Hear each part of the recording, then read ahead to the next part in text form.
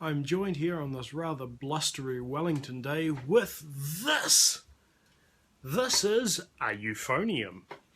More specifically, it is the Besson BE967 model. Besson Sovereign euphonium has 3 upright valves, a 4th valve on the side here. The valves are compensating, which means it's got these extra loops of valve tubing at the back. I talk about compensating valves in more detail in another video, so check out my channel if you're interested in finding out what a compensating valve system does, what it means. The euphonium is an instrument which is used extensively in brass bands, where you usually have 1 or 2 people playing this, generally 2. You also find them in concert bands, military bands, and the like. It's not an orchestral instrument, although I do believe that there have been a couple of pieces where the composer has stated that you should play a UFO. In the brass band, which is where all my musical training experience sits largely, the euphonium is sort of like the unsung hero of the band. In the brass band, your principal cornet player is the one who gets all the accolades. They're like the principal violin of an orchestra. But often in a brass band, the euphonium players, or the principal euphonium, will be the most technically capable person in a band. They'll be the one that has all the fancy finger movements. They'll be the one that is generally the best musician in the band, or if not the best, one of the best. And that's because the instrument is called on to play a lot of technical stuff. So if you think about the normal 4 parts, soprano, alto, tenor, bass in the band, the euphonium fills none of those roles. It is the 5th part. It's one of the colouring parts of the band. So whereas you'll have the soprano part playing the melody often, the euphonium frequently doubles the melody, or has a counter melody, or has the melody with a bit more technique added to it, and so forth. So it is very much not necessarily part of the 4 main parts, the soprano, alto, tenor, bass of the band. It's there as a colouring role, and for that reason, lots of composers for brass bands really go to town when it comes to writing music for one of these fellows. This euphonium in this configuration is the sort of configuration that we would have in a brass band, and it is one of 5 instruments that we have that has this general shape. We've got the euphonium in B flat here. We have the E flat bass here, which again has the same general shape. We've got the B flat bass, which is bigger still than this instrument.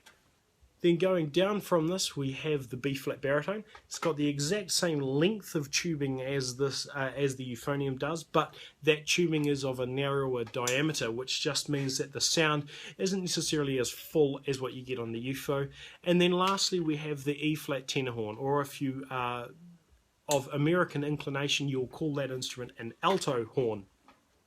And that's the baby of the family. So those 5 sizes are all based on the same design principles of this instrument. Generally, the tenor horn and sometimes the baritone will only have 3 valves, but it's quite common for professional grade baritones, UFOs, and both of those, the E flat and the B flat basses, to have the 4th valve. In the brass band, we don't believe in rotary valves unless you've a trombonist with a trigger. So we all have these piston valves. But you'll notice that in any brass band, you'll only ever have 4 of them. There's no need to have 5, 6, 7 valves like what you'll get in some tubas, because with the compensating valve system, we can achieve everything we need to in tune with only 4 valves. Now, speaking of everything we need to in terms of range, the euphonium has the biggest range of any brass instrument, and certainly has the biggest range that is called on. So for instance, it is not uncommon to see euphoniums playing pedal notes, and then it's not uncommon to see euphoniums playing notes 3 or 4 octaves higher. So it is important that if you're going to be a euphonium player, or euphophonist as I call it, you need to have a good command of your range. How big is that range? Well, about 5 octaves.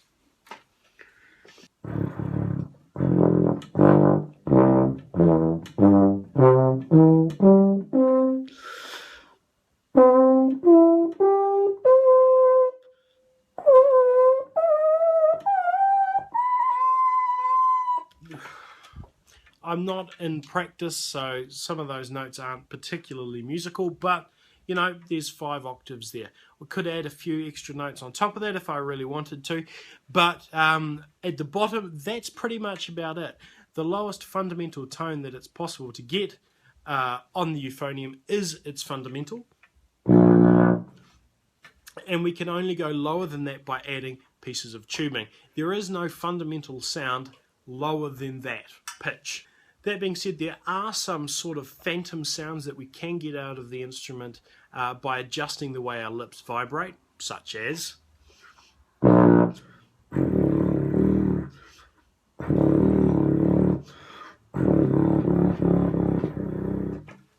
but they aren't real notes.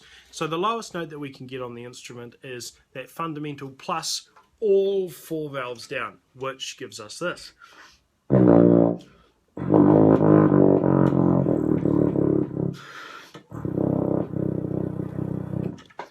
Which, if you're playing along at home, is either a concert B natural, or, because these instruments play in treble clef in the brass band, is a low C sharp. But we can get from that note fully chromatically up to the very limits of our range.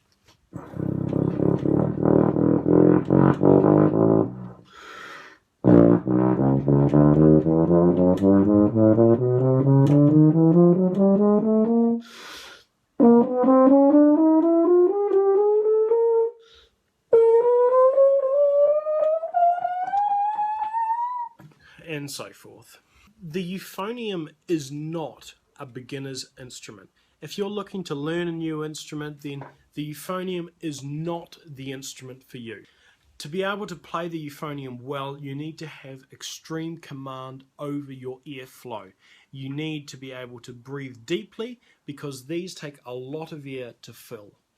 And one of the downsides of playing a euphonium, if you do not have a well-developed airflow, is that you'll find it very difficult to get this instrument to sound nice and to get it to sound in tune.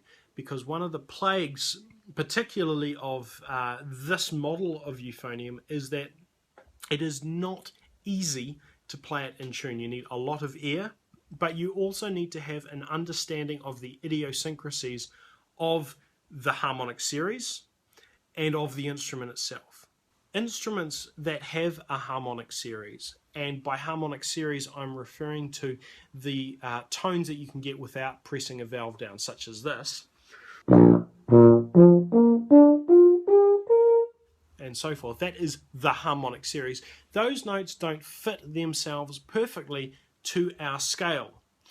They're close, but in some cases they are quite off, which means that there is no instrument, there is no valved brass instrument that is going to be perfectly in tune for every note. And that becomes a difficulty, because we'll tune a note, but that doesn't necessarily mean other notes are going to be in tune. So a good euphonium player will have an understanding of which notes are naturally sharp, which notes are naturally flat, and adjust their lip position to ensure that that note stays in tune. Unfortunately, when I was playing euphonium, I was a lot younger. My musical understanding wasn't quite where it is now. I'm never going to say that I'm a musical genius or anything like that, because I'm not. But I didn't have an appreciation for those natural idiosyncrasies when it comes to playing an instrument that relies on its harmonic series as its natural building blocks. And that means I had a lot of issues with tuning. High Fs and Gs, or E flats and Fs if you're reading along in bass clef, are particularly awful notes on these instruments. Besson, the manufacturer of this particular instrument, has a Prestige series, which is the model up from this, and that particular euphonium line has a thumb trigger that goes here. It's more of a pedal really than a trigger, but what that trigger does is when you press it down, it extends the main tuning slide in and out based on how you're pressing it, to adjust and to compensate for any of the tuning issues. Now that is a manual correction, so a euphonium player will need to know that for this note I need to push in my tuning pedal this much, and so forth. Personally, if I was going to be a serious euphonium player, that would be an absolute necessity. Unfortunately, because this instrument doesn't have one of them, and pretty much all standard beginner intermediate series instruments won't have one of them, even though this was considered professional for a time, it didn't have that innovation applied to it. It is something that I would retrofit if I was to be a euphonium player again. So anyway, that's probably enough waffling. What I'm going to do is play for you now Herman Bellstedt's, or however that name is pronounced, his variations on Napoli.